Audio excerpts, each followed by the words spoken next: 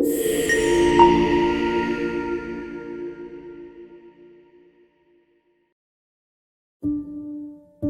get something you never had, you have to do something you never did. Les Brown's a motivational speaker. He made an analogy about this. He says, imagine you're on your deathbed, and standing around your deathbed are the ghosts representing your unfulfilled potential. The ghost of the ideas you never acted on. The ghost of the talents you didn't use. And they're standing around your bed, angry, disappointed, and upset. They say, we came to you because you could have brought us to life, they say. And now we have to go to the grave together. So I ask you today, how many ghosts are going to be around your bed when your time comes? Put God first. Put God first in everything you do. Everything that you think you see in me, everything that I've accomplished, everything that you think I have, and I have a few things, everything that I have is by the grace of God. 40 years ago, March 27th, 1975, it was 40 years ago, just this past March, I was flunking out of college. I had a 1.7 grade point average. I was sitting in my mother's beauty parlor, and I'm looking in the mirror, and I see behind me this woman under the dryer. Every time I looked up, she was looking at me, just looking me in the eye. I didn't know who she was, and I said, she said, somebody give me a pen, give me a pencil, I have a prophecy. March 27, 1975, she said, boy, you are gonna travel the world and speak to millions of people. Now, mind you, I was flunked out of college. I'm thinking about joining the army. I didn't know what I was gonna do, and she's telling me I'm gonna travel the world and speak to millions of people. Well, I have traveled the world. And I have spoke to millions of people. But that's not the most important thing, the success that I had. The most important thing is that what she taught me and what she told me that day has stayed with me since. I've been protected. I've been directed. I've been corrected. I've kept God in my life, and it's kept me humble. I didn't always stick with him, but he always stuck with me. So stick with him in everything you do. If you think you want to do what you think I've done, then do what I've done and stick with God. Fail big. That's right. Fail big. Today's the beginning of the rest of your life, and it can be very frightening. It's a new world out there. It's a mean world out there, and you only live once. So do what you feel passionate about. Take chances. Professionally. Don't be afraid to fail. There's an old IQ test, was 9 dots, and you had to draw 5 lines with a pencil within these 9 dots without lifting the pencil. The only way to do it was to go outside the box. So don't be afraid to go outside the box.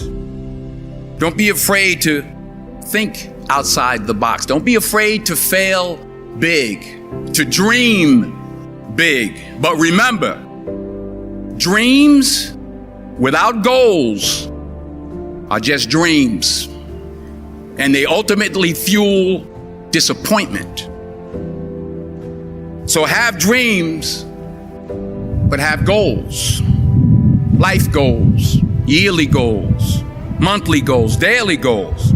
I try to give myself a goal every day. Sometimes it's just to not curse somebody out. Simple goals, but have goals. And understand that to achieve these goals, you must apply discipline and consistency. In order to achieve your goals, you must apply discipline, which you have already done, and consistency every day, not just on Tuesday and miss a few days. You have to work at it every day. You have to plan every day. You've heard the saying, we don't plan to fail, we fail to plan. Hard work works. Working really hard is what successful people do. And in this text, tweet, twerk world that you've grown up in, remember, just because you're doing a lot more doesn't mean you're getting a lot more done. Remember that. Just because you're doing a lot more doesn't mean you're getting a lot more done. Don't confuse movement with progress. My mother told me, she said, yeah, because you can run in place all the time and never get anywhere. So continue to strive, continue to have goals, continue to progress. You'll never see a U-Haul behind a hearse. I'll say it again. You'll never see a U-Haul behind a hearse. I don't care how much money you make, you can't take it with you. The Egyptians tried it. They got robbed. That's all they got. You can't take it with you. And it's not how much you have. It's what you do with what you have.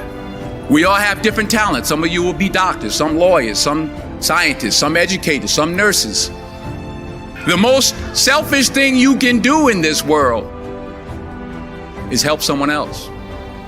Why is it selfish? Because the gratification, the goodness that comes to you, the good feeling that I get from helping others, nothing's better than that. Well, one or two things, but nothing's better than that. Not jewelry, not big house I have, not the cars, but it's the joy. That's where the joy is in helping others. That's where the success is in helping others. Finally, I pray that you put your slippers way under the bed tonight, so that when you wake up in the morning, you have to get on your knees to reach them. And while you're down there, say thank you for grace. Thank you for mercy. Thank you for understanding. Thank you for wisdom. Thank you for parents. Thank you for love. Thank you for kindness. Thank you for humility. Thank you for peace. Thank you for prosperity. Say thank you in advance for what's already yours. That's how I live my life. That's why I am, one of the reasons why I am today.